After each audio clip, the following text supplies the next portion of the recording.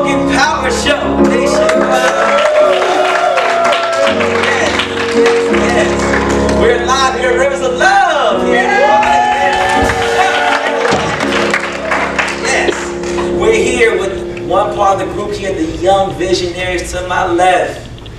The man, the one, Desmond Kelly. How you doing, sir? How you doing? Glad to have you here. Good to be here. All right. Well, they call you I heard the name the Pretty Boy or something like that. Maybe a nickname or something going on. No, they tease me all the time and say I'm Pretty Boy Floyd, kind of like a smooth guy, but I don't think so. I got you. Nothing wrong with that. Listen. There's nothing wrong with being a good-looking person. You know what I'm saying? My wife said I'm good-looking, so I receive my good-looking. Tell them, don't hate on that. Don't hate. Your time will come. You know what I'm saying?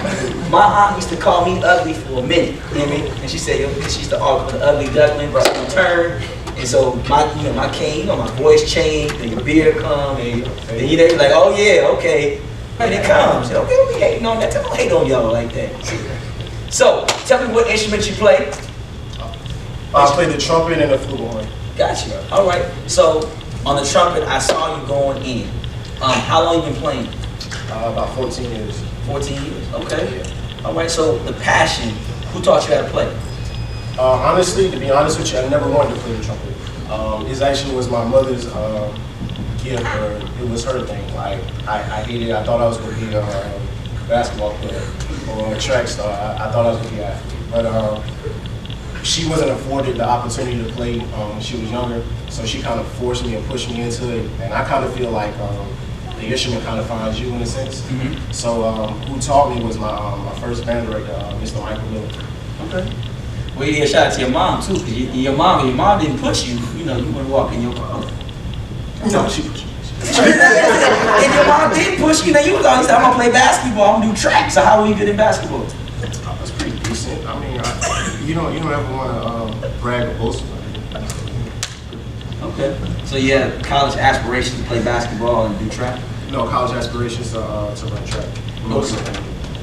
All right, what were you gonna run? 100, 200? The 4x4 right now. Okay, gotcha. So you long distance situation. Yeah. That's a good thing. Ain't nothing wrong. I like long distance. I'll do that 100, 200. Usain Bolt? Nope. I'll run some miles and I'll catch you that way. But no, you do that, nope, you good. I ain't trying to do it to nobody. So your mom pushed you. You got a hold of it 14 years ago. When you think about it now, are you glad you got pushed?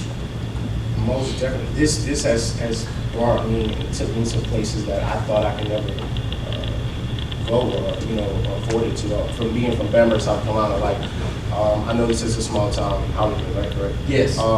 Sometimes you can't see past your circumstances. So with the opportunity to be able to go to South Carolina State and be able to travel and to be able to play with renowned groups, I was afforded to be able to see the world in a sense. So this gift has brought me and made my view of life so much different. So it's a great experience, and I'm appreciative that she actually forced me. Okay. Well, like I said, because this is recorded, y'all, you know we gotta do it for your mom, right? You know we gotta do it for your mom. You know what the goal is going to happen when you gotta do it for your mother. Right. What's that? When that means when you get to the mountaintop, you gotta pull your mama with you. Oh, most definitely. Yeah, she's my rock. I mean, she's always been an encouragement for me throughout every stage of the tribulation as becoming a man. You know, so yeah, of course. Yeah. Absolutely. And what's your mom's name? Miss Lorraine Johnson. Miss Lorraine Johnson. Okay, this is what you do.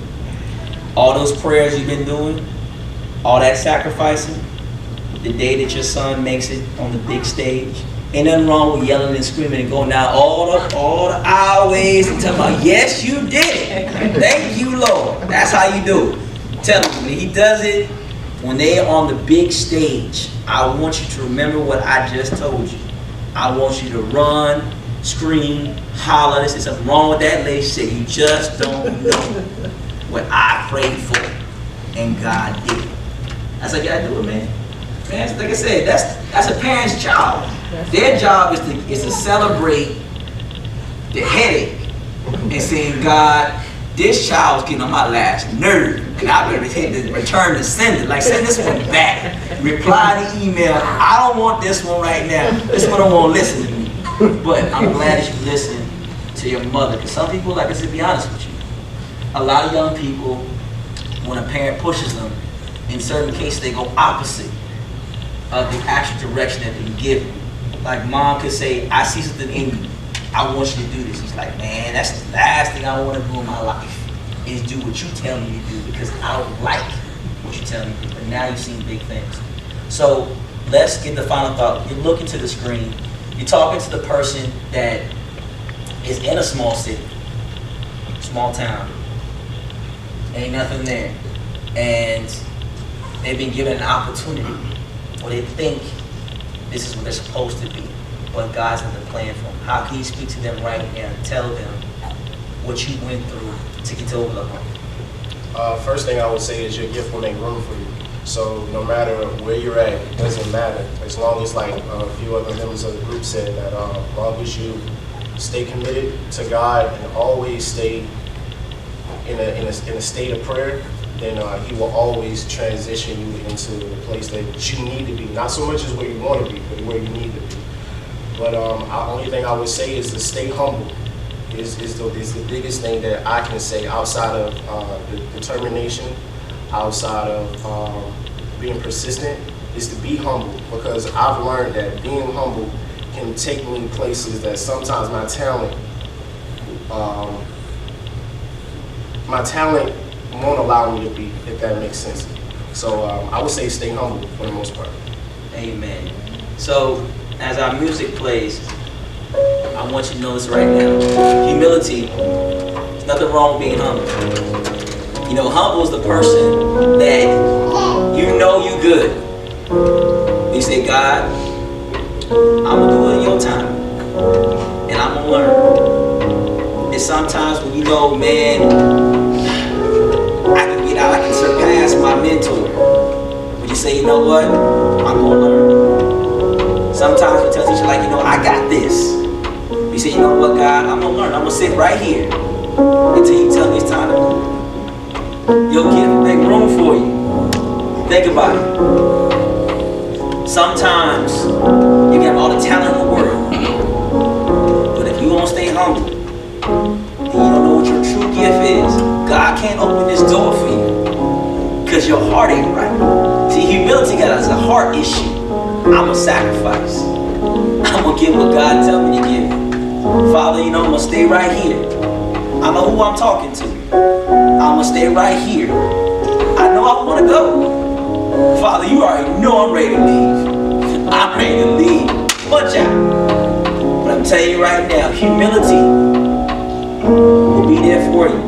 The time will come where God will give you that call. Say, now it's time to go. Trust and believe, family. That's what God's going to take you. Humility. That's all the time I got. My name is Calvin Lowe, the Logan Power Show. Make sure you guys, we love you. See you on next week.